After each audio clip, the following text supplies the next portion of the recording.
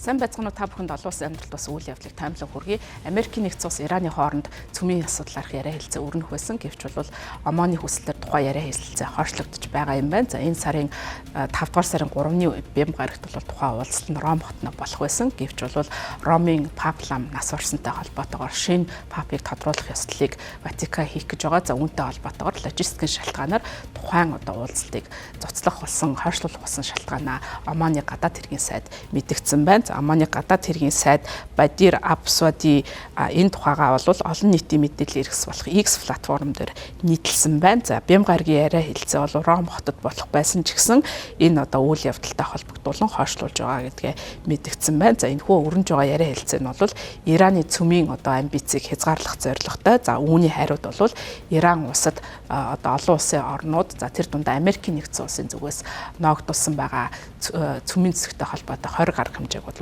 цуцлах асуудлыг ярилцах юм. За үүнтэй холбогдуулан тухайн яриа хэлцээ бол өрнөж байгаа. За нийлээд бол бас амжилттай яриа хэлцээ өрнөж байгаа гэж талууд үзэж байгаа. За энэ удаагийн уулзалт нь бол хамгийн сүүлд тэр хоёр улсын хооронд болох ёстой юм яриа хэлцээний хамгийн сүүлийн үе шат болох ёстой байсан. За энэ одоо үйл явдалтай холбогдуулан бас мэдэгдэл гаргасан байна. За энэ дээр бол Ираны гадаад хэргийн яамны хэвлийн төлөөлөгч Исмаил Баги мэдэгдэл гаргаад ОМОНы гадаад хэргийн сайдын хүслээр уулзалтыг хойшлуулсан гэсэн ийм тайлбарыг өгсөн байна.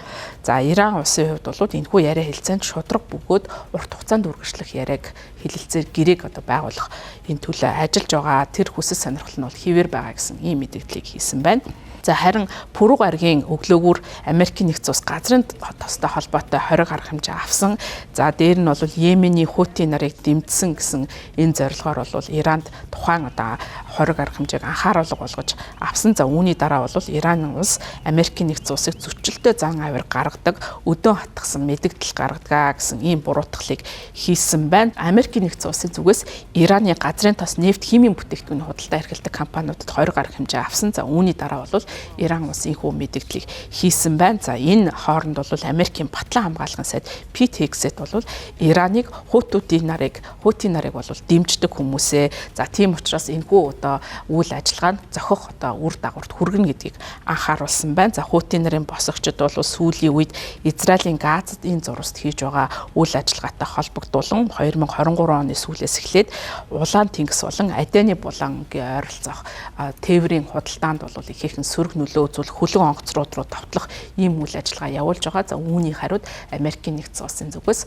Йеменд байгаа Хути нарын эсрэг агаарын давталгаа болон бусад одоо чиглэлээр зохилт өгч байгаа. За үүнтэй холбогдуулан тухайн мэдээллийг гаргаж байгаа юм байна.